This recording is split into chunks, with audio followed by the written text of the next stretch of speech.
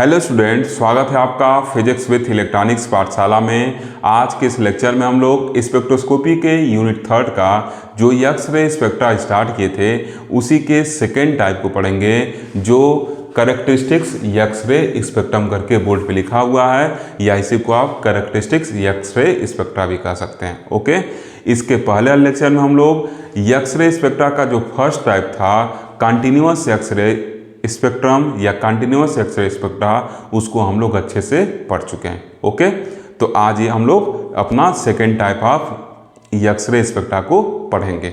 Okay, अब देखिए, जब लास्ट लेक्चर पे मैं कंटिन्यूअस एक्स-रे स्पेक्ट्रा पढ़ा रहा था तो वहाँ पे बताया था कि जब कैथोड से इलेक्ट्रॉन निकलते हैं तो टारगेट मटेरियल पे आके क्या करते हैं, टकराते हैं। तो जब वो टारगेट मटेरियल पे टकराएंगे तो दो पॉसिबिलिटी बनती है।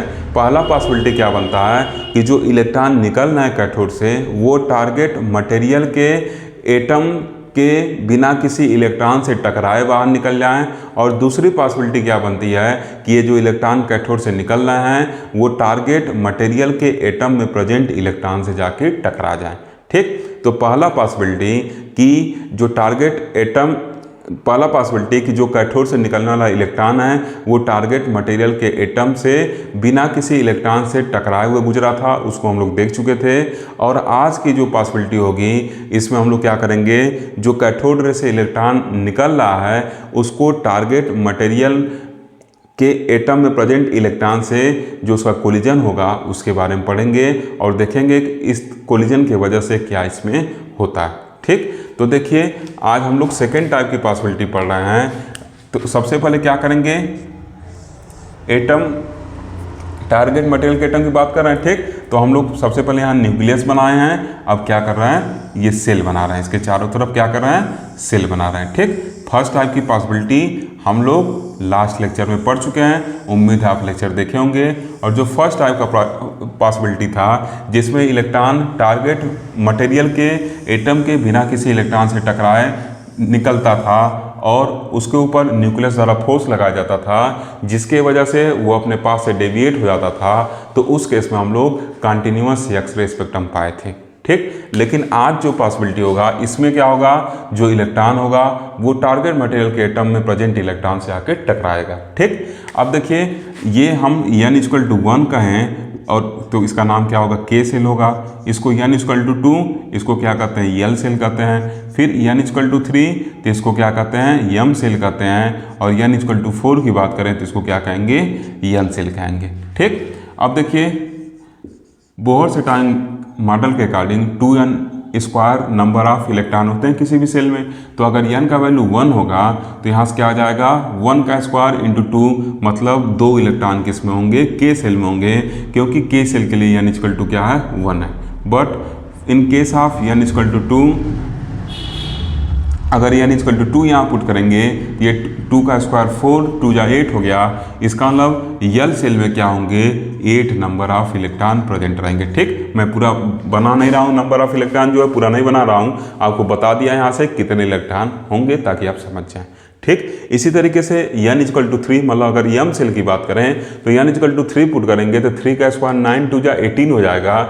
इसका मतलब m सेल में क्या रहेंगे, 18 इलेक्ट्रॉन प्रेजेंट रहेंगे। ठीक, मैं पूरा नहीं बना रहा हूँ, बस 2-4 इलेक्ट्रॉन बना दे रहा हूँ। और ऐसे अगर हम n=4 की बात करें, दैट इज n सेल की बात करें, तो 4 जा क्या हो जाएगा, 16, 2 जा 32। दिस मीन्स दैट इस पे क्या रहेंगे, 32 नंबर ऑफ इलेक्ट्रॉन प्रेजेंट रहेंगे। इतना चीज क्लियर। अब मान ले रहे हैं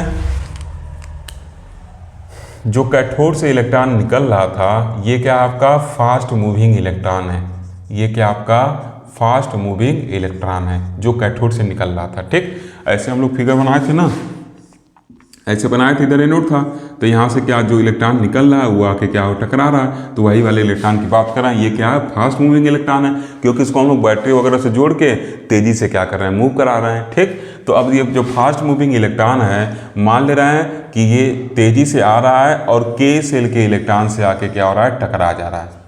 के सेल के इलेक्ट्रॉन से टकरा जा रहा है और इसके पास इतना एनर्जी है कि इस के सेल में प्रेजेंट इलेक्ट्रॉन को क्या कर दे रहा है, बाहर कर दे रहा है और अपने भी क्या हो रहा है, यहाँ से निकल जा रहा है। इस के सेल ने प्रेजेंट इलेक्ट्रॉन को बाहर कर दिया और अपने भी क्या हो गया, बाहर निकल गया। ठीक, ये हम लोग का कौन सा इलेक्ट्रॉन है, जो फास्ट मूविंग इलेक्ट्रॉन था वो इलेक्ट्रॉन है। ठीक, फास्ट मूविंग इलेक्ट्रॉन। और इधर क्या है, के सेल में जो प्रेजेंट इलेक्ट्रॉन था वो इलेक्ट्रॉन है।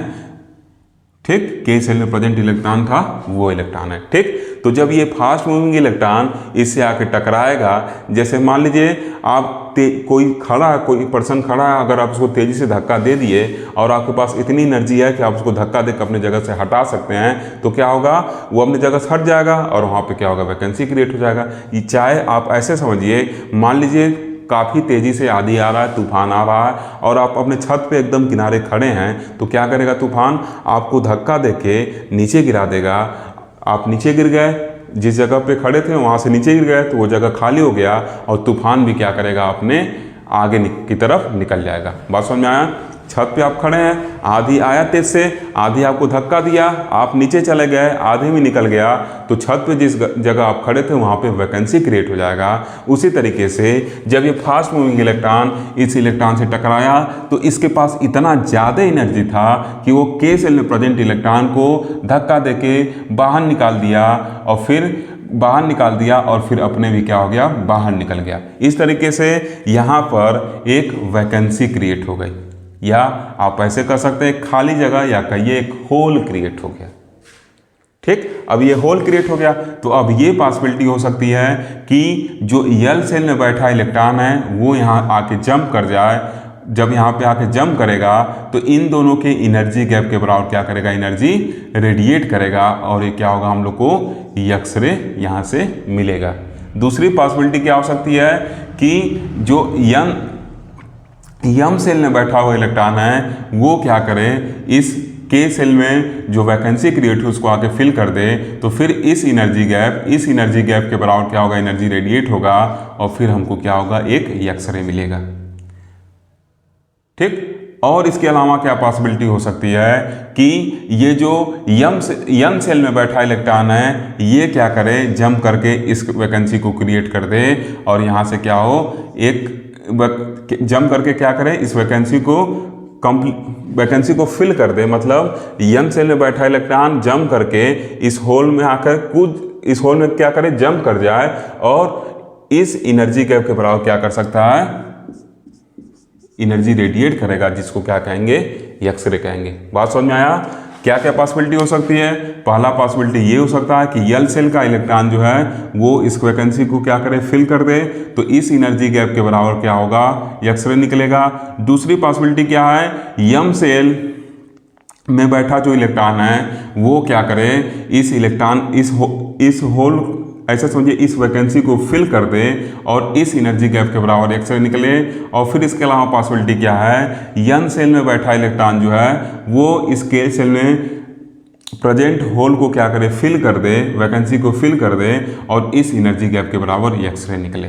ठीक, तो देखिए जब वैकेंसी किस में क्रिएट हो रही है, के सेल में क्रिएट हो रही है और यल सेल का इलेक्ट्रॉन अगर आके इस के सेल की वैकेंसी को क्या कर रहा है, फिल कर रहा है, तो इस टाइप के एक्सरे को हम क्या कहते हैं, के अल्फा एक्सरे कहते हैं। इस टाइप के एक्सरे को क्या कहते हैं, के अल्फा एक्सरे कहते हैं। जब के सेल में प्रेजेंट वैकेंसी को यम सेल का इलेक्ट्रॉन आके फिल करता है तो इस टाइप के वैकेंसी को, इस टाइप के एक्सरे को क्या कहते हैं, के बीटा एक्सरे कहते हैं। क्या कहते हैं, के बीटा एक्सरे कहते हैं। ठीक, ऐसे ही जब के सेल में प्रेजेंट वैकेंसी को यम सेल का इलेक्ट्रॉन आके क्या करता है, फिल करता है, तो इस टाइप के वैकेंसी को हम क्या कहते हैं, के गामा, इस टाइप के एक्सरे को क्या कहते हैं, के गामा एक्सरे कहते हैं। बात समझ में आया। क्या मैं बताया कि एक फास्ट मूविंग इलेक्ट्रॉन के सेल में प्रेजेंट इलेक्ट्रॉन को धक्का मार के बाहर निकाल देता है और अपने भी निकल जाता है। तो इस तरीके से के सेल में एक वैकेंसी क्रिएट होती है। अब क्या क्या पॉसिबिलिटी है कि जो के सेल में वैकेंसी क्रिएट हुई है उसको यल सेल का इलेक्ट्रॉन फिल कर सकता है, यम सेल का इलेक्ट्रॉन फिल कर सकता है और यन सेल का इलेक्ट्रॉन फिल कर सकता है। ठीक, अब देखिए वैकेंसी के सेल में क्रिएट हुई है। ओके, तो जब के सेल में क्रिएट हुई वैकेंसी को यल सेल का इलेक्ट्रॉन जब फिल करेगा तो इन दोनों एनर्जी के बराबर एनर्जी क्या होगी, रेडिएट होगी। और जो एनर्जी रेडिएट होगी वो क्या होगी, के अल्फा एक्सरे के फॉर्म में होगी। जब यम सेल का इलेक्ट्रॉन इस वैकेंसी को फिल करेगा तो इस एनर्जी गैप के बराबर एनर्जी रेडिएट होगी और जो एनर्जी रेडिएट होगी इसको के बीटा एक्सरे कहा जाता है, मतलब के बीटा एक्सरे के फॉर्म में रेडिएट होगी। और इसी तरीके से यन सेल का इलेक्ट्रॉन अगर इस के सेल में प्रेजेंट वैकेंसी को फिल करता है तो यहाँ से जो एनर्जी का रेडिएशन होगा उसको के गामा एक्सरे कहा जाता है। क्लियर? तो इस तरीके से हम लोग को क्या होगा, एक डिस्क्रीट यहाँ से रेडिएशन मिल रहा है, एक रेडिएशन ये मिल रहा है मतलब इस एनर्जी गैप के बराबर, एक इस एनर्जी गैप के बराबर और क्या हो रहा है, एक इस एनर्जी गैप के बराबर। ठीक, ये सब हम लोग को के अल्फा, के बीटा, के गामा एक्सरे क्या हो रहा है यहाँ से मिल रहा है। ठीक, इसी तरीके से अगर मान लीजिए कुछ ऐसा होता कि जो फास्ट मूविंग इलेक्ट्रॉन है ये के सेल के इलेक्ट्रॉन से न टकरा के अगर ये यल सेल के इलेक्ट्रॉन से टकराता, रुकिए एक अलग से फिगर बनाते हैं आपको समझाने के लिए, थोड़ा सा टाइम एक्स्ट्रा लगेगा लेकिन कोशिश कर रहा हूँ आपको अच्छे से समझा दूँ ताकि एक बार ही पढ़ने पर आपके दिमाग में सेट हो जाए। ठीक, के सेल है, फिर यल सेल है, ऐसे यल सेल बना दिए, ये के सेल है, यल सेल है, फिर ये यम सेल है। ठीक, इसमें भी इलेक्ट्रॉन वगैरह होंगे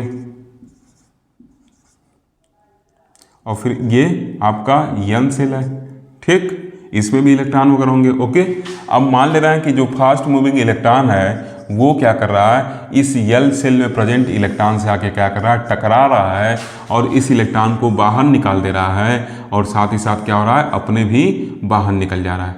ठीक, इस इलेक्ट्रॉन से आके टकरा रहा है और अपने भी क्या हो रहा है, बाहर निकल जा रहा है। ये कौन है, जो फास्ट मूविंग इलेक्ट्रॉन था जो कैथोड से निकल रहा था, और ये कौन है, यल सेल में प्रेजेंट इलेक्ट्रॉन है। ठीक, यल सेल में प्रेजेंट इलेक्ट्रॉन है। ओके, तो अब देखिए जब इसको ये बाहर कर देगा और अपने भी बाहर हो जाएगा तो यहाँ पे क्या हो गई, एक वैकेंसी क्रिएट हो गई। ठीक, तो अब यहाँ पे क्या पॉसिबिलिटी है, यम सेल का इलेक्ट्रॉन क्या कर सकता है, इस वैकेंसी को फिल कर सकता है, मतलब ये वाला इलेक्ट्रॉन क्या कर सकता है, इस वैकेंसी को फिल कर सकता है। तो जब ये जंप करके इस वैकेंसी को फिल करने आएगा यल सेल की वैकेंसी को, तो इस टाइम क्या होगा, इस एनर्जी गैप के बराबर एक्सरे का एक्सरे मिलेगी, मतलब एनर्जी रेडिएट होगी जिसको हम लोग क्या कहेंगे, एक्सरे कहेंगे। इसी तरीके से यन सेल में प्रेजेंट इलेक्ट्रॉन इस यल सेल में क्रिएट वैकेंसी को फिल कर सकता है। तो इस टाइम क्या होगा, ये इलेक्ट्रॉन जंप करके आएगा और इस एनर्जी गैप के बराबर एनर्जी रेडिएट होगी, तो इसको भी हम लोग क्या कहेंगे, एक्सरे कहेंगे। ठीक, अब देखिए वैकेंसी किस में क्रिएट हुआ है, यल सेल में क्रिएट हुआ है। किस में क्रिएट हुआ है, यल सेल में क्रिएट हुआ है।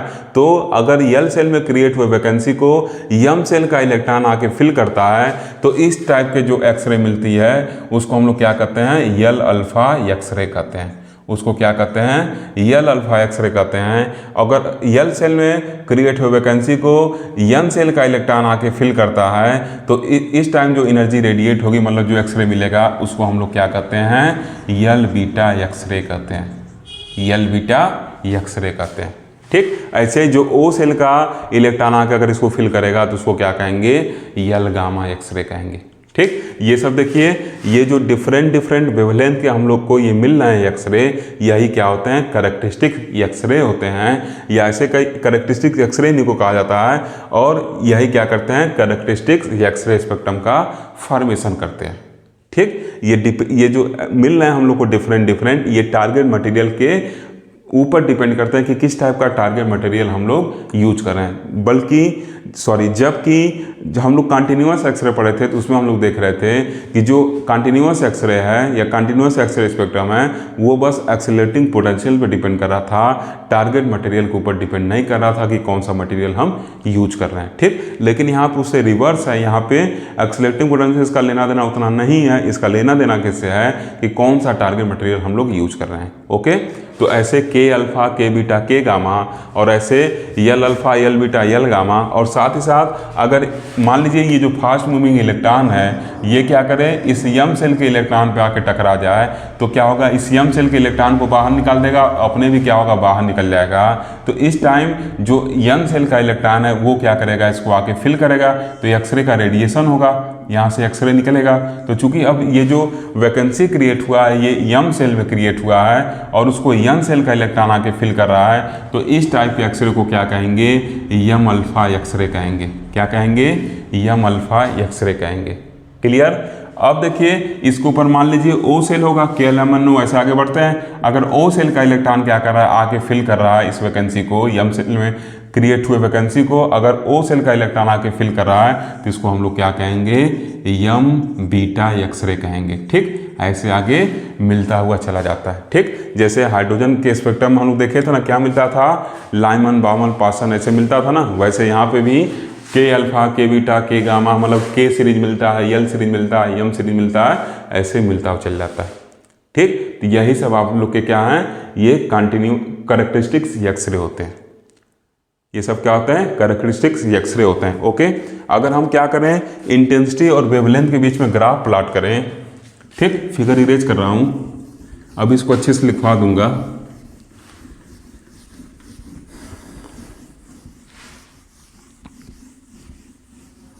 देखिए अगर हम लोग क्या करें, इंटेंसिटी और वेवलेंथ के बीच में क्या करें, ग्राफ प्लॉट करें, तो ये जो ग्राफ आता है कुछ ऐसा आता है।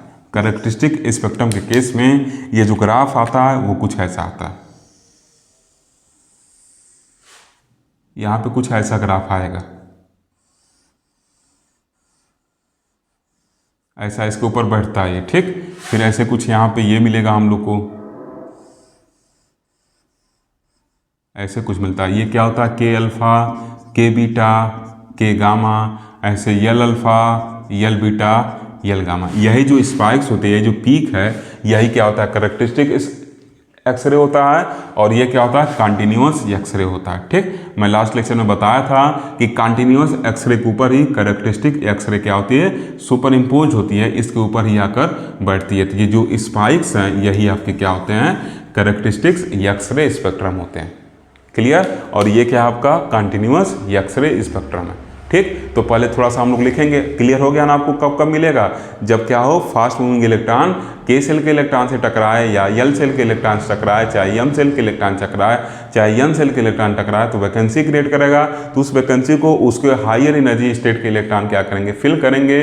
तो उस दरमियान जब कूद के आएंगे तो कुछ एनर्जी रेडिएट करेंगे और वही एनर्जी कैरेक्टरिस्टिक्स एक्सरे स्पेक्ट्रम के फॉर्म में हम लोग को मिलती है। और ये जो स्पेक्ट्रा मिलेगा वो हम लोग को क्या मिलेगा, कैरेक्टरिस्टिक्स एक्सरे स्पेक्ट्रा मिलेगा। ठीक, और हम लोग ये भी देखें कि ये क्या करेगा, मटेरियल के प्रॉपर्टी, मतलब कौन सा मटेरियल यूज कर रहे हैं उस पर क्या करेगा, डिपेंड करेगा। ठीक, तो अब थोड़ा सा लिखेंगे फिर आपको समझाएंगे। ओके, देखिए स्टूडेंट, अभी तक जो हम लोग फिगर की हेल्प से समझे थे अब उसको लिख लेंगे। ठीक, तो एग्जाम में कहाँ से लिखना है उसको हम लोग यहाँ से स्टार्ट करेंगे। ठीक, अभी फिगर में अच्छे से बनवाऊंगा। ओके, तो क्या लिखे हैं कि when fast moving electron penetrate deep inside the atom of the target, जब कोई फास्ट मूविंग इलेक्ट्रॉन है वो क्या कर रहा है, पेनिट्रेट करके अंदर चला जा रहा है एटम्स के, किसके एटम्स के, टारगेट के एटम्स के, and collide with tightly bound electron of the inner shell of the atom. और क्या कर रहा है, जब वो कोलाइड कर रहा है टाइटली, जो इलेक्ट्रॉन क्या है एटम के न्यूक्लियस से टाइटली बाउंड उनसे क्या कर रहा है, कोलाइड कर रहा है, तो क्या होगा, इट में पॉसिबल दैट, क्या संभावना है, इन कोलिजन, जब वो बाउंड इलेक्ट्रॉन से जाकर कोलिजन कर रहा है तो कोलिजन में क्या संभावना है कि in collision the bombarding electron transfer all the energy to an electron. तो क्या करेगा, जो इलेक्ट्रॉन आ रहा है कैथोड से निकल के वो क्या कर रहा है, कोलिजन कर रहा है बाउंड इलेक्ट्रॉन से। ठीक, two electron bound in one of the inner shell, किसी भी इनर सेल के, चाहे वो क्या हो, सच एज के सेल हो, चाहे यल सेल हो, चाहे यम सेल हो, उससे जब क्या करेगा, टकराएगा किसके, ऑफ द टारगेट एटम के, एंड और the same bound electron is ejected from its orbit. तो क्या हो सकता है, वो जो बाउंडेड इलेक्ट्रॉन है, मतलब ऐसे समझिए, जो पूरा लिखे हैं उसको एक वर्ड में मैं समझा देता हूँ एक लाइन में। देखिए, क्या हो रहा है, जब कोई फास्ट मूविंग इलेक्ट्रॉन है जो कैथोड से निकल रहा है और वो क्या कर रहा है, टारगेट मटेरियल के एटम में पेनिट्रेट कर रहा है, और जब पेनिट्रेट के अंदर जा रहा है तो टारगेट मटेरियल के एटम में प्रेजेंट इलेक्ट्रॉन से क्या कर रहा है, टकरा रहा है। किसके इलेक्ट्रॉन के, के सेल के इलेक्ट्रॉन से टकरा सकता है, एल सेल के इलेक्ट्रॉन से टकरा सकता है, एम सेल के इलेक्ट्रॉन से टकरा सकता है। तो वही आर आर करके यहाँ पे लिखे हैं, ठीक, टकराएगा, ठीक। तो क्या करेगा, ये पॉसिबिलिटी है कि वो अपने पूरे एनर्जी को क्या करे, उस बाउंड इलेक्ट्रॉन को ट्रांसफर कर देगा, और जब बाउंड इलेक्ट्रॉन को ट्रांसफर करेगा तो जो बाउंड इलेक्ट्रॉन है वो क्या होगा, अपने ऑर्बिट से इजेक्ट हो जाएगा, अपने ऑर्बिट से क्या होगा, बाहर निकल जाएगा, ठीक। उसी चीज को हम लोग लिखे हैं जैसे फिगर के हेल्प से समझे थे, ठीक। फिर क्या लिखे हैं कि the removal of electron from the inner shell. अब बताए थे ना कि जब इलेक्ट्रॉन इनर सेल से निकल जाएगा और फास्ट मूविंग इलेक्ट्रॉन भी निकल गया, आप छत पे खड़े हैं, आधी आया आपको धक्का दे के गिरा दिया और अपने भी निकल गया तो वैकेंसी क्रिएट होगा। तो ऐसे इलेक्ट्रॉन निकल गया है तो इनर सेल में क्या होगा, वैकेंसी क्रिएट होगा। तो क्या होगा, क्रिएट अ वैकेंसी, या उसी को होल कहते हैं इन द सेल। सेल में क्या होगा, वैकेंसी क्रिएट होगा, ठीक। द वैकेंसी क्रिएटेड में क्या लिखे हैं कि the vacancy created may be filled by electron of higher shell. अब ये जो वैकेंसी क्रिएट हुई है,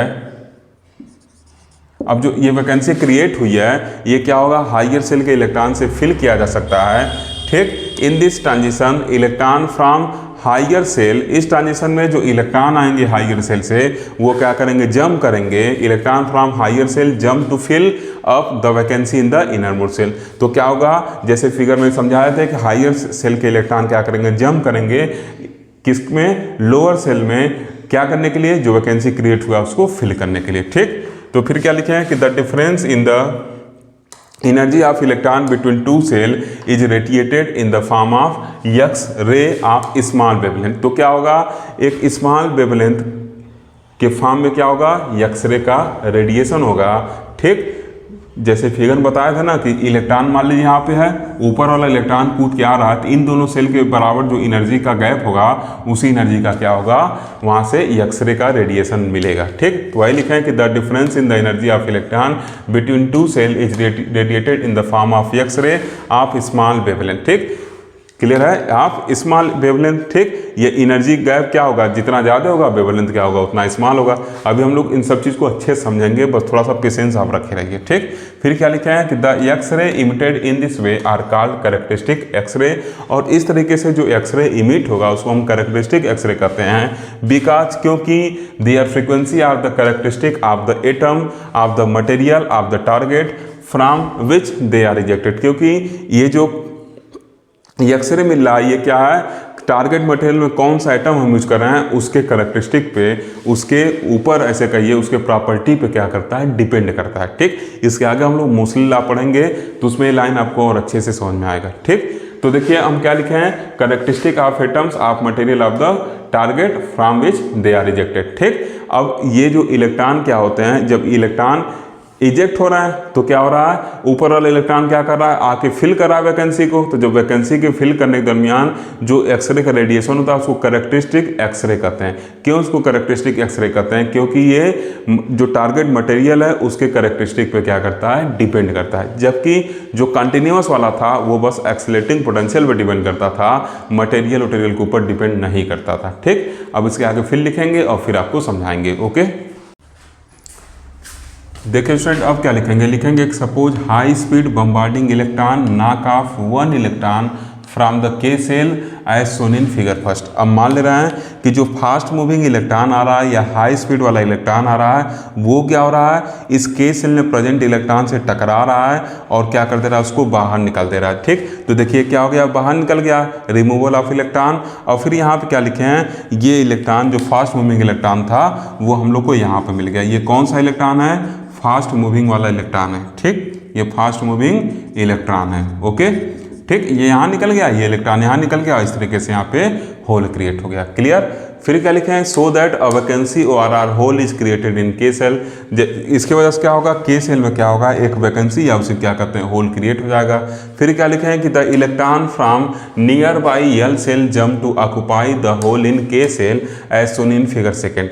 अब फिगर सेकेंड पे आइए, तो फिगर सेकेंड में देखिए क्या लिखे हैं कि जो इलेक्ट्रॉन होगा यल सेल में, नियर बाई इलेक्ट्रॉन जो होगा यल सेल का वो क्या करेगा, इस वैकेंसी को फिल करेगा और यहाँ से इन दोनों के एनर्जी गैप के बराबर क्या होगा, एक एनर्जी रेडिएट होगा जिसको emission of characteristic X ray कहते हैं। और इस तरीके से ये जो हम लोग को स्पेक्ट्रम मिलेगा वो के अल्फा लाइन या के अल्फा एक्स रे होता है। ठीक, अभी पीछे समझाए थे। ठीक, तो सबसे पहले आप के एल एम में जो नंबर ऑफ इलेक्ट्रॉन होगा उसको बनाइएगा।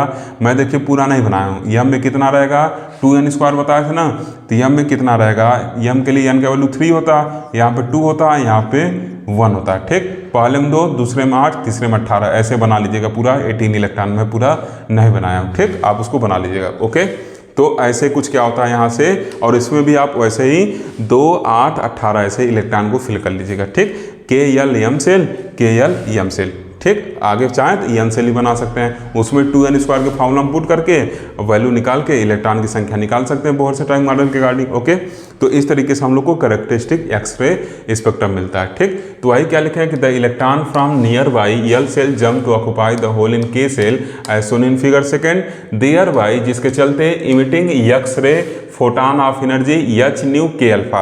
अब ये जो फोटान निकल रहा है वो के अल्फा लाइन का है, इस वजह से न्यू के नीचे के अल्फा लिखे ताकि पता चले कि जो फ्रीक्वेंसी है के अल्फा लाइन की है एंड इज गिवन बाई, तो क्या होगा एच न्यू के अल्फा जो होगा इन दोनों के एनर्जी गैप के बराबर होगा, ई के माइनस ई एल के क्या होगा वो बराबर होगा। ठीक, अब देखिए इसके अलावा और भी पॉसिबिलिटी हो सकती है। इसके अलावा पॉसिबिलिटी क्या हो सकती है, यल सेल का इलेक्ट्रॉन भी क्या, यहाँ पे देखिए एम सेल का इलेक्ट्रॉन भी इसको फिल कर सकता है, एन सेल का इलेक्ट्रॉन भी इसको फिल कर सकता है। किसको, ये जो होल यहाँ पे बना था। ठीक, तो ये सब भी उसको क्या कर सकते हैं, फिल कर सकते हैं। जैसे सपोज करिए मान लीजिए आप बस में यात्रा कर रहे हैं, आप यहाँ खड़े हैं और जस्ट आपके सामने वाली सीट जो है वो एकदम फुल थी पहले। ठीक, और आपके पीछे भी 10 लोग लाइन से खड़े हैं। ओके, अब जैसे ही वो पैसेंजर जो आपके सामने वाले सीट पे बैठा था उसका स्टॉप आएगा, तुरंत क्या होगा वहाँ उतरेगा। ठीक, जैसे ही वो अपने स्टॉप उतरा तुरंत उस सीट पे क्या हो गया, होल या वैकेंसी क्रिएट हो गया। तो अब क्या क्या पॉसिबिलिटी बनेगी, या तो आपके पीछे मान लीजिए 10 लोग खड़े थे, तो आप या तो आपके पीछे 10 लोग जो खड़े हैं उसमें से कोई आके क्या करेगा, उससे बैठ सकता है। तो सबसे ज़्यादा पॉसिबिलिटी क्या है, आप उस वैकेंसी के सबसे नज़दीक हैं, तो सबसे ज़्यादा पॉसिबिलिटी ये है कि आप सबसे पहले वहाँ पर आके बैठ सकते हैं। ठीक, तो ऐसे ही जो यल सेल का इलेक्ट्रॉन है वो क्या है, इसके सबसे पास है, तो क्या पॉसिबिलिटी बनता है कि यल सेल के इलेक्ट्रॉन सबसे पहले उस वैकेंसी को फिल कर सकता है। ओके, अगर आप नहीं बैठे तो आपके पीछे वाला इंसान आके बैठ सकता है। उसी तरीके से अगर यल सेल वाला इलेक्ट्रॉन नहीं आया, ये यम सेल वाला इलेक्ट्रॉन आके इसको फिल करेगा, तो वहाँ जो रेडिएशन होगा वो के बीटा रेडिएशन होगा। ठीक, इसी तरीके से आप और आपके पीछे वाला भी नहीं आया, आपके पीछे वाले का पीछे वाला पर्सन आया, वो क्या करेगा कि फिल कर सकता है, या उनके पीछे वाले को आके फिल कर सकते हैं। तो डिफरेंट टाइप पॉसिबिलिटी बन रही है ना। तो इसी तरीके से या तो यल सेल का कर सकता है, या तो एम सेल कर सकता है, या तो एन सेल का कर सकता है। ऐसे डिफरेंट सेल के कर सकते हैं, और डिफरेंट के सीरीज की लाइन हम लोग को क्या मिलेगी, यहाँ पे देखने को मिलेगी। ठीक, अभी पीछे फिगर से समझाए थे। ओके, तो क्या लिखे हैं कि दिस करस्पॉन्ड्स टू के अल्फा लाइन ऑफ के सीरीज और आर के अल्फा एक्स रे। इसी को हम लोग क्या कहते हैं, के अल्फा लाइन या के अल्फा एक्स रे भी कहते हैं। ठीक, क्लियर है। और ये क्या है, के सीरीज बनाता है। ठीक, अगर ये वाला आके फिल करेगा, अगर ये इलेक्ट्रॉन आके फिल करेगा तो इसके करस्पॉन्डिंग क्या होगा, के बीटा लाइन मिलेगा। पीछे सब समझा ही चुके हैं, तो आपको सब पता चल गया है। ठीक, तो फिर लिखे हैं कि vacancy in K shell is filled up by electron jump from M shell और or N shell comma the X ray emitted are called K beta K gamma X ray respectively. ठीक, अगर ये यम सेल का electron इसको fill करेगा तो के beta X ray कहेंगे, और इसके ऊपर एक सेल और बनाएंगे आप, तो क्या होगा, यन सेल होगा। अगर वहाँ के इलेक्ट्रॉन फिल करेगा तो इस तरह जो आपको एक्सरे का इमिशन होगा वो क्या होगा, एक्सरे जो इमिटेड होगा वो क्या होगा, के गामा एक्सरे मिलेगा। क्लियर है चीज। तो इस तरीके से डिफरेंट हम लोग को के सीरीज की एक्सरे मिलती हैं। क्लियर। अब आगे थोड़ा कुछ और लिखेंगे फिर आपको समझाएंगे। ओके,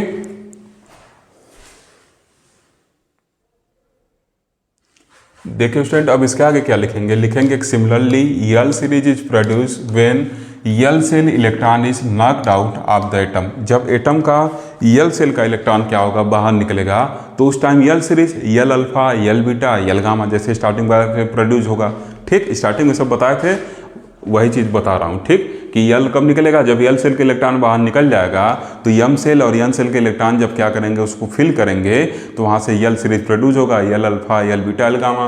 और इसी तरीके से यम सीरीज कब प्रोड्यूस होगा, तो यम सीरीज प्रोड्यूस होगा तब यदि क्या हो, यम इलेक्ट्रॉन नॉकड आउट हो जाए, मतलब यम सेल का इलेक्ट्रॉन जो बाहर निकल जाए और उसको उसके हायर सेल के इलेक्ट्रॉन, जैसे यम सेल के ओ सेल के इलेक्ट्रॉन क्या करें, फिल करें, तो उस टाइम पे यम सीरीज मिलेगा, यम अल्फा यम बीटा। ठीक, ये सब स्टार्टिंग में आपको बता ही चुका हूँ। ओके, अब देखिए in case of molybdenum target the graph of intensity versus wavelength is shown in the following figure. और यही क्या होता है, कैरेक्टरिस्टिक स्पेक्ट्रा का ग्राफ है। ठीक, क्योंकि हम लोग पढ़े थे ना एक्सरे स्पेक्ट्रा क्या होता है, इंटेंसिटी और वेवलेंथ के बीच जो रिलेशन होता है वैसी को हम लोग ग्राफ पे शो करते हैं, वही क्या कहलाता है, स्पेक्ट्रा कहलाता है एक्सरे का। ठीक, तो यहाँ पे देखिए, यहाँ पे जो बनाया गया है इसमें देखिए क्या है, कुछ ऐसे डिफरेंट शेप के पिक्स दिख रहे हैं, इन्हीं को हम लोग क्या कहते हैं, कैरेक्टरिस्टिक स्पेक्ट्रा कहते हैं। पीछे इसको मैं एक्सप्लेन कर चुका हूँ, आपको अगर मेरा पहला वीडियो देखे होंगे तो ये पता होगा। ठीक, मतलब जो फर्स्ट टाइप वाला जिसमें पढ़ाए थे कंटिन्यूअस, उसमें स्टार्टिंग में सब बताए थे। ठीक, तो देखिए कुछ जब हम लोग प्लाट करेंगे इंटेंसिटी और वेवलेंथ के लिए, लेमडा के लिए, तो कुछ क्या होगा, ऐसे हम लोग को मिलेगा स्पेक्ट्रा। ठीक, ये देखिए यहाँ से यहाँ तक क्या है, कंटिन्यूअस स्पेक्ट्रा है, ऐसे ऐसे क्या है, कंटिन्यूअस स्पेक्ट्रा है, फिर यहाँ से यहाँ तक कंटिन्यूअस है, फिर यहाँ से यहाँ तक कंटिन्यूअस है, और फिर ऐसे सीरीज मिलती जाती है। ठीक, अब देखिए के अल्फा मिला है, के बीटा मिला है, यल अल्फा यल बीटा यल गामा, यम अल्फा यम बीटा, ऐसे यम गामा मिलते हो जाएगा। ठीक, तो ऐसे कुछ कैरेक्टरिस्टिक स्पेक्ट्रम हम लोग को मिलता है। तो लिखे हैं कि द स्पाइक, या आप ऐसे लिख सकते हैं द पीक प्रेजेंट इन, या ऐसे भी लिख सकते हैं the line present in figure 3 is known as line spectrum ORR characteristic spectrum. इसी को लाइन स्पेक्ट्रम और कैरेक्टरिस्टिक स्पेक्ट्रम कहते हैं। ठीक, और ये पिछले केस में बता दिए थे कि ये जो कैरेक्टरिस्टिक स्पेक्ट्रम होता है ये क्या होता है, सुपर इम्पोज होता है किसके ऊपर, कंटिन्यूअस स्पेक्ट्रम के ऊपर। मतलब कंटिन्यूअस स्पेक्ट्रम के बिना ये कैरेक्टरिस्टिक स्पेक्ट्रम पॉसिबल नहीं है। ठीक, अब आपके मन में एक सवाल आ रहा होगा कि सर के अल्फा क्यों इधर है, के अल्फा क्यों बड़ा है, के बीटा क्यों इधर है, के बीटा क्यों के अल्फा से छोटा है। इसी तरीके से आपके मन में और भी सवाल आ रहे होंगे कि ये जो यल अल्फा है, ये जो यल अल्फा है, ये यल अल्फा, थोड़ा सा इसको छोटा ऐसे कर लीजिएगा। ठीक, ये अल्फा क्यों यल बीटा से बड़ा है, और यल बीटा क्यों यल गामा से बड़ा है, तथा इनका ऑर्डर क्यों ऐसे है, क्यों यल अल्फा यल बीटा गामा ऐसे नहीं गए। ठीक, और वही सवाल यहाँ आपके मन में उठ रहा होगा। ठीक, तभी जो ये आपके मन में क्वेश्चन आ रहा है उसको अभी मैं उसका आंसर दूंगा। ठीक, थोड़ा सा पेशेंस रखे रहिए। ओके, ये कंटिन्यूअस स्पेक्ट्रा हम लोग को मिलता था, ये क्या होता था, लेमडा मिनिमम की वैल्यू होती थी, ये 0, ये लेमडा मिनिमम से स्टार्ट होता था, ऐसे कुछ मिलता था। ठीक, तो फिर क्या लिखे हैं कि the line spectrum do not appear below a certain minimum potential for each target. हर एक टारगेट के लिए क्या होता है, ये जो लाइन स्पेक्ट्रा होता है, जैसे हम लोग पिछले केस में टंगस्टन के केस में जब एक्सरे स्पेक्ट्रा पढ़े थे तो 70 किलो वोल्ट पे क्या हो रहा था, मिल रहा था 70 किलो वोल्ट के पोटेंशियल डिफरेंस में हम लोग को क्या हो रहा था, वहाँ पे कैरेक्टरिस्टिक स्पेक्ट्रा मिल रहा था। ठीक, तो एक मिनिमम पोटेंशियल डिफरेंस होता है जिस पे ये स्पेक्ट्रा हम लोग को मिलना शुरू होता है। कौन सा स्पेक्ट्रा, कैरेक्टरिस्टिक स्पेक्ट्रा। तो वही लिखे हैं कि the line spectra do not appear below a certain minimum potential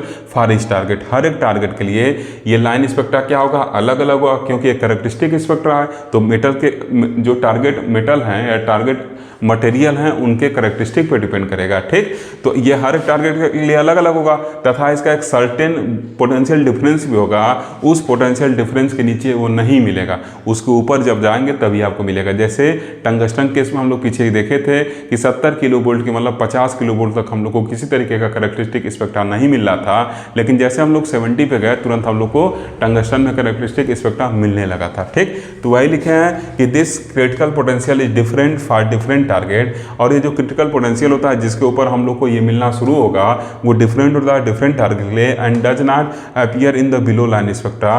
ठीक, और अगर इसके नीचे रहेगा इस क्रिटिकल पोटेंशियल डिफरेंस के नीचे अगर क्या रहेगा, पोटेंशियल डिफरेंस रहेगा, तो लाइन स्पेक्ट्रा क्या होगा, अपीयर नहीं होगा। ठीक, in case of molybdenum the line spectra becomes visible only when the potential difference exceed 35 kilo volt.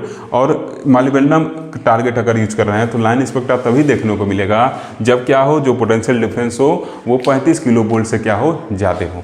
ठीक, कैसे डिफरेंट एटम के लिए क्या होता है, डिफरेंट ये मिलता है। ठीक, आप स्क्रीनशॉट ले लीजिए, तब फिर मैं इसके बारे में आपको थोड़ा सा समझाऊंगा। ओके, ठीक, अब देखिए आपके मन में क्वेश्चन आ रहा होगा, कि सर क्यों ये के अल्फा बड़ा है, के बीटा छोटा है, तथा साथ ही साथ क्यों यल अल्फा बड़ा है, यल बीटा छोटा है, यल गामा है, तथा साथ ही साथ ये भी आपके मन में क्वेश्चन आ रहे होंगे कि क्यों के अल्फा पहले आया है, यल अल्फा बाद में आया है, फिर उसके बाद ये मतलब ये सीरीज क्यों पहले आया, फिर ये आया, फिर क्यों आया है, ये सब आपके मन में क्वेश्चन आ रहे होंगे। ओके, देखिए स्टूडेंट, अब इस चीज़ को हम लोग समझने चल रहे हैं कि इसका पोजीशन कैसे डिसाइड हुआ है और कैसे के अल्फा के बीटा बढ़ा है, ये सब हम लोग समझने चल रहे हैं। ठीक, तो देखिए एनर्जी लेवल डायग्राम कुछ ऐसे होता है। हाइड्रोजन के केस में हम लोग इसको पढ़े थे। ठीक, तो वहाँ देखे थे कि शुरू की जो एनर्जी गैप होता है ये क्या होता है, पहले और दूसरे में बहुत ज़्यादा गैप होता है, फिर थोड़ा सा और नीचे कर दे ताकि ज़्यादा गैप दिखे। ठीक, इसको n = 1 के सेल का दे रहे हैं। ठीक, ये K shell, L shell, M shell, N O shell. ठीक, इस एनर्जी लेवल डायग्राम की हेल्प से क्या करेंगे, इसको समझने का कोशिश करेंगे। ठीक, तो देखिए कुछ ऐसे एनर्जी लेवल डायग्राम होता है, ये हम लोग फर्स्ट चैप्टर में पढ़े थे। जैसे से ऊपर जाते हैं तो एनर्जी लेवल्स के बीच में गैप क्या होता है, कम होते जाता है। तो ये चीज़ हम लोग पढ़ चुके थे। ठीक, अब मान ले रहे हैं जब इस यल सेल का इलेक्ट्रॉन क्या करेगा, इसको फिल करेगा, तो इस टाइम हम लोग को क्या मिलेगा, के अल्फा लाइन मिलेगा। जब इस यम सेल का इलेक्ट्रॉन क्या करेगा, इस के सेल वैकेंसी को फिल करेगा तो के बीटा लाइन मिलेगा। और जब यन सेल का इलेक्ट्रॉन क्या करेगा, इसको फिल करेगा तो के गामा लाइन मिलेगा। क्लियर है चीज। उसी तरीके से जब क्या होगा, यम सेल का इलेक्ट्रॉन यल सेल की वैकेंसी को फिल करेगा और यन सेल का इलेक्ट्रॉन यल सेल की वैकेंसी को फिल करेगा और ये ओ सेल का इलेक्ट्रॉन यल सेल की वैकेंसी को फिल करेगा, तो यल अल्फा, यल बीटा, यल गामा लाइन मिलेगा। और वैसे ही अगर ये यम सेल का इलेक्ट्रॉन क्या करे, यम सेल की वैकेंसी को फिल करे और ओ सेल का इलेक्ट्रॉन यम सेल की वैकेंसी को फिल करे, तो क्या होगा, यम अल्फा और यम बीटा लाइन मिलेगी। क्लियर है चीज़। अब देखिए यहाँ से एक चीज़ आप देखिए, ये जो एनर्जी गैप है, अगर ये यहाँ से यहाँ तक एनर्जी देखा जाए, मतलब जो के अल्फा वाला रेडिएशन हो रहा है, इसका जो एनर्जी है वो क्या है, छोटा है। किसके कंपेरिजन में, के बीटा के। और जो के बीटा का एनर्जी है वो क्या है, छोटा है। किसके कंपेरिजन में, के गामा के। ठीक, क्योंकि इसके इसके बीच का जो एनर्जी गैप है वो क्या है, कम है। और इसके इसके बीच का एनर्जी गैप क्या है, इससे ज़्यादा है लेकिन इससे कम है। और इसके इसके बीच का जो एनर्जी गैप है, मतलब एन और के के बीच का जो एनर्जी गैप है वो क्या है, सबसे ज़्यादा है। ठीक, इस फिगर से आपको चीज़ क्लियर हो रहा होगा। जो जितना ऊपर से आएगा उसके बीच उतना एनर्जी डिफरेंस रहेगा। ठीक, उतना एनर्जी डिफरेंस रहेगा। तो इसका मतलब अगर एनर्जी के टर्म में हम बात करें तो के अल्फा की एनर्जी क्या है, सबसे कम है, फिर उसके बाद के बीटा है और उसके बाद के गामा है। ठीक, यहाँ से ऑब्जेक्टिव क्वेश्चन बन रहा है। जिन यूनिवर्सिटी में ऑब्जेक्टिव एग्जाम है वो बच्चे इस जगह पे ट्रिक करते हुए चलेंगे, मतलब इसको कहीं नोट करते हुए चलेंगे। ठीक, तो एनर्जी के टर्म में ये बात हो रहा है और यही बात E = h नहीं होता है, तो मतलब उनके फ्रीक्वेंसी का भी सेम ऑर्डर रहेगा जैसे ये हुआ है। ठीक, अब देखिए जो वेवलेंथ होता है वो क्या होता है, एनर्जी के इनवर्सली प्रोपोर्शनल होता है, क्योंकि E = क्या होता है, hc/λ होता है। तो इसका मतलब जिसका एनर्जी ज़्यादा होगा उसका वेवलेंथ क्या होगा, कम होगा। जिसका एनर्जी कम होगा उसका वेवलेंथ क्या होगा, ज़्यादा होगा। तो ये क्या बता रहा है, अगर वेवलेंथ के टर्म में हम बात करें तो के अल्फा की एनर्जी सबसे कम है, इसका मतलब के अल्फा का वेवलेंथ सबसे ज़्यादा होगा, फिर के बीटा का वेवलेंथ होगा और के गामा का वेवलेंथ क्या होगा, सबसे कम होगा। ठीक, तो इस वजह से अभी तो इसमें मान लीजिए मॉलिब्डेनम की बात करें बस के बीटा तक आया है, तो अगर कोई ऐसा एलिमेंट मिल जाए जिसमें के गामा भी आए तो उसके बगल में क्या होगा, के गामा आएगा। ठीक, तो अब देखिए यहाँ फिलहाल के अल्फा नहीं आया तो के अल्फा को हटा देता हूँ, नहीं तो आप कंफ्यूज होंगे। ठीक, अब देखिए यहाँ पे के अल्फा, क्योंकि ये डिडक्ट किया गया था ना कि मॉलिब्डेनम केस में बस दो ही आता, के अल्फा के बीटा। ठीक, तो अब देखिए ये के अल्फा के बीटा ये सब एक्सपोनेंटली डिडक्टेड वैल्यू हैं। ओके, तो अब देखिए के अल्फा इज ग्रेटर देन के बीटा, वेवलेंथ के अल्फा का के बीटा से ग्रेटर है। तो देखिए के अल्फा का वेवलेंथ के बीटा से ग्रेटर है, वेवलेंथ इधर बढ़ रहा है, तो इसका मतलब पहले के बीटा बनाएंगे फिर क्या बनाएंगे, के अल्फा बनाएंगे। ये चीज़ क्लियर। पहले क्या बनाएंगे, के अल्फा बनाएंगे फिर के बीटा बनाएंगे, क्योंकि के बीटा की एनर्जी के अल्फा से ज़्यादा है, इसका मतलब के बीटा का वेवलेंथ के अल्फा से क्या होगा, छोटा होगा। क्लियर है चीज़। अब इसी तरीके से अगर हम इसकी बात करें, इसके बीच का एनर्जी गैप क्या है, कम है, इसके बीच का ज़्यादा है, इसके बीच का और ज़्यादा है। तो इसका मतलब अगर एनर्जी के टर्म में हम बात करें, एनर्जी के टर्म में अगर हम बात करेंगे तो यल अल्फा की एनर्जी सबसे कम होगा, फिर यल बीटा का होगा, फिर क्या होगा, यल गामा का होगा। ठीक, तो वेवलेंथ के टर्म में अगर बात करें तो इसका उल्टा हो जाएगा, तो यल अल्फा का वेवलेंथ सबसे ज़्यादा है, क्योंकि एनर्जी वेवलेंथ में इनवर्स का रिलेशन रहता है। तो यल अल्फा की एनर्जी सबसे ज़्यादा है, फिर यल बीटा का और फिर यल गामा का। ठीक, तो इस वजह से यल अल्फा को क्या किया गया है, सबसे बाद में बनाया गया, क्योंकि वेवलेंथ इधर बढ़ रहा है, तो यल अल्फा का वेवलेंथ सबसे ज़्यादा है। फिर उसके बाद यल बीटा को बनाया गया, क्योंकि यल बीटा का वेवलेंथ उसके बाद है, यल गामा सबसे छोटा है, इस वजह से यल गामा को सबसे बाद में बनाया गया। ठीक, क्लियर है चीज। इसी तरीके से इस यम अल्फा और यम बीटा के साथ भी हुआ, क्योंकि यम अल्फा क्या होगा, इस यम अल्फा की एनर्जी क्या है, कम है, इसके कम रीजन में, इसलिए यम अल्फा का वेवलेंथ ज्यादा होगा और यम बीटा का वेवलेंथ छोटा होगा, इसलिए यम अल्फा इधर है, यम बीटा क्या है, इसके इधर है। क्लियर है चीज, इतना चीज क्लियर। अब देखिए एक सवाल और आपके मन में आ रहा होगा कि यम वाला इधर बना है, यल वाला इधर बना है, के वाला इधर बना है, क्या इसके ऑर्डर बदल सकते हैं? नहीं बदल सकते हैं। क्यों? क्योंकि देखिए इसमें जो एनर्जी गैप के सीरीज में क्या था, ज़्यादा से शुरू था एनर्जी गैप, ठीक, इसका नाम वेवलेंथ इसका शार्टेस्ट होगा।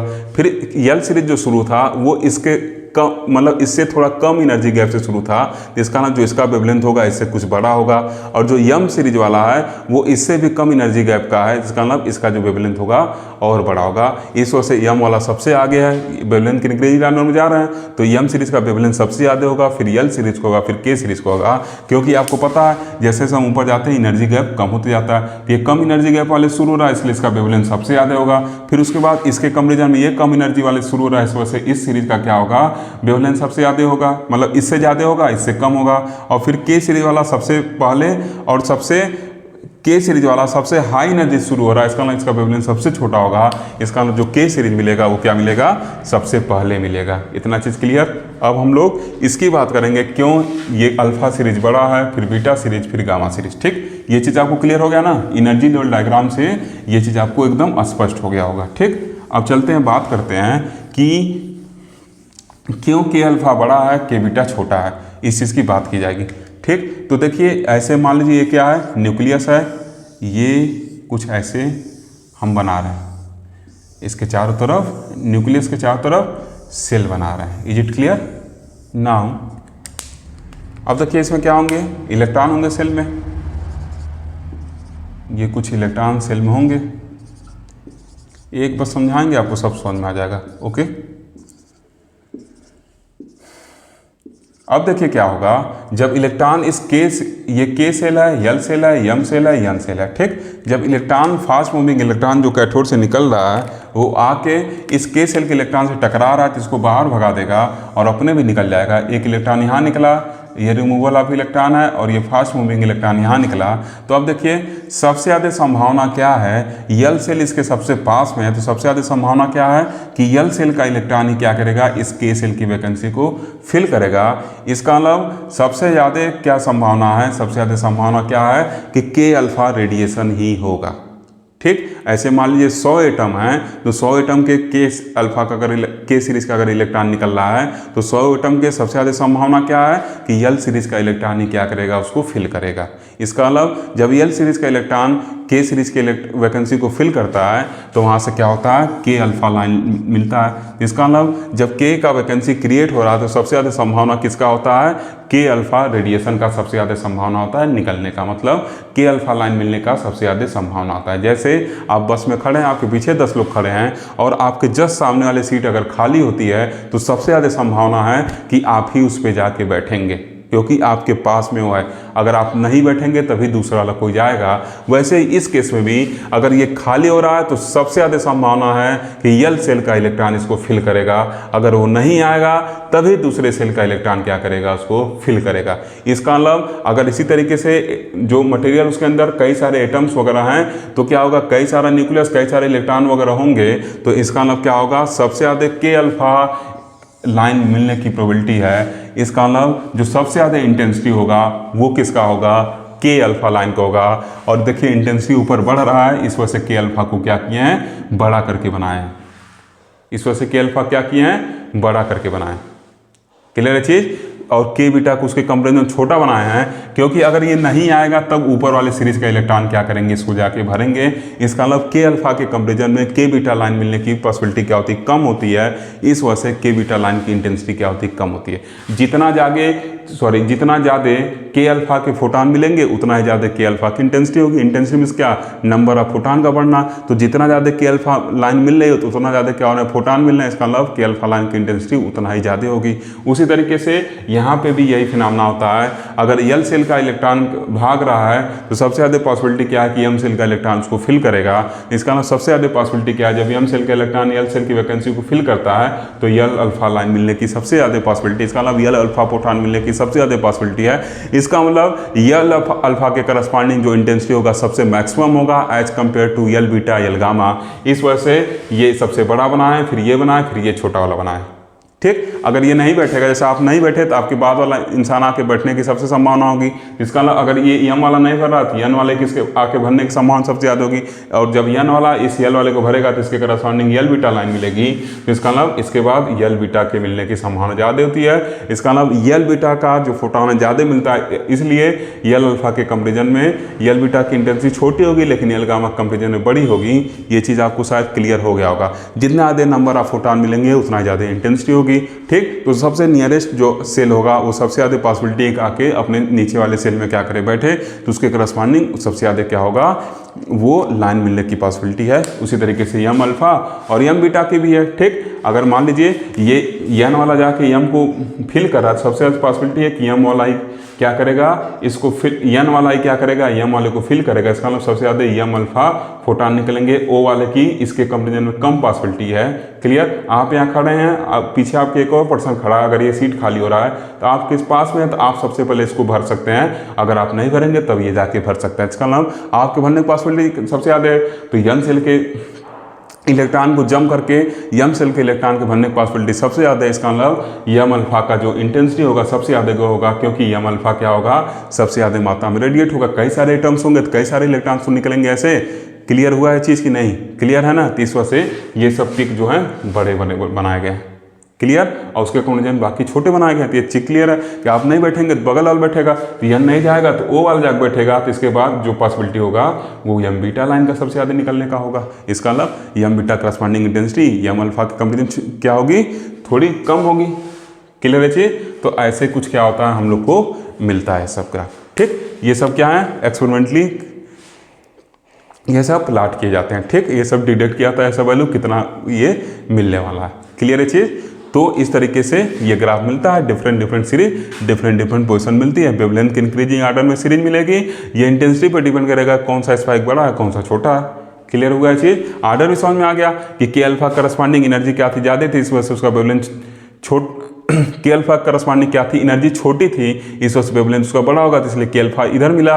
के बीटा करस्पॉन्डिंग जो एनर्जी था वो क्या था, ज़्यादा था, इस वजह से इसके करस्पॉन्डिंग वेवलेंथ छोटा होगा, इसलिए के अल्फा के इधर मिलेगा। क्लियर, आगे बढ़ें। अब थोड़ा सा एनर्जी लेवल डायग्राम को लिखेंगे और फिर वीडियो को फिनिश कर देंगे। ओके, देखिए स्टूडेंट, अगर आप आगे चाहें तो अपने नोट्स में इसको भी बना लीजिएगा। क्या लिखे हैं? लिखे हैं कि the energy level diagram of characteristic X ray is shown in following figure. ठीक, अब देखिए हम लोग को जानकारी मिल चुकी है कि कब के अल्फा, कब ऐसे समझिए कब के सीरीज, कब यल सीरीज, कब यम सीरीज और कब यन सीरीज मिलेगा। ठीक, तो उसको लिखने की जरूरत नहीं, स्टार्टिंग में हम लोग इसको सब बता चुके हैं कि कब यल मिलेगा, कब के मिलेगा, कब यम मिलेगा। ठीक, बस ऐसे फिगर आप बना के छोड़ दीजिएगा एग्जाम में, आपको डेफिनेटली नंबर मिलेगा। ठीक, अब देखिए जब के सेल के इलेक्ट्रॉन यल सेल के, जब के सेल की वैकेंसी को यल सेल के इलेक्ट्रॉन द्वारा फिल किया जाएगा तो के अल्फा लाइन मिलेगा।